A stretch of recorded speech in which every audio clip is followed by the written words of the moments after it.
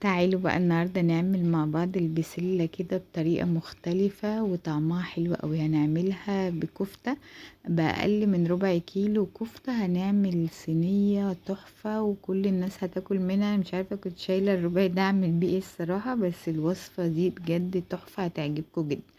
تعالوا بينا نخش على الطريقة اوريكم عملتها ازاي.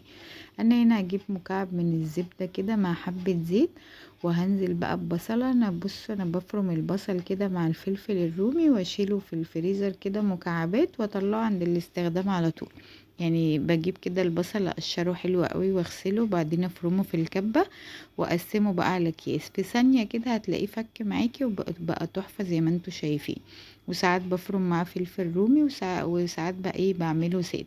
خلاص، اول ما يفك معانا كده هنزل بمعلقة ملح كده، واول ما يصفر كده لونه حاجة بسيطة هجيب بقى البسلة دي. بسلة بجزر مفرزاها في الفريزر، وهننزلها وهي مجمدة كده، ما نستناش تفك.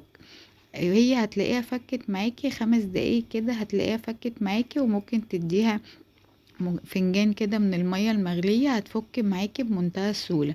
كده هتاخدي في البسلة اكنك لسه جايباها من السوق، مش هتبقى طعمها فروزن. خلاص، لما تنزليها وهي مجمدة كده على البصلة هتفك معاكي على طول. اديتها مكعب من المرق واديتها رشة فلفل اسود كده، وهنزل بايه ده حوالي نص كيلو من الطماطم كده عصراها ومصفياها حلو قوي. بس وهنغطي بقى عليها ونسيبها تستوي. هي مش تاخد اكتر من 10 دقايق. دي كانت كفتة كده انا شايلاها، عبارة عن ايه، لحمة مفرومة وبصل وملح وفلفل وبهارات كفتة، بس مش اكتر من كده. بصوا حوالي والله اقل من ربع كيلو. أنا مش عارفة كنت شايلة الكيس ده اعمل بيه ايه، بس يعني الوصفة دي حلوة قوي.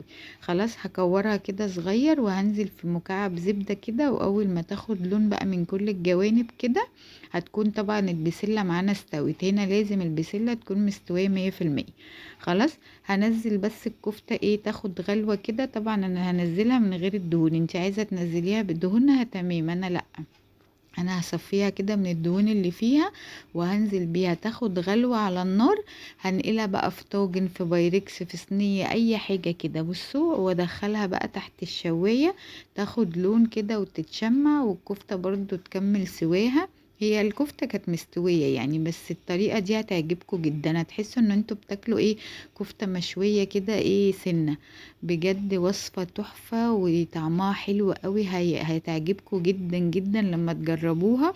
وبالذات لما تكون الكفتة يعني قليلة. طب هتعملي ايه؟ ولا ينفع تعمليها كفتة مشوية ولا ينفع تعمليها داود باشا.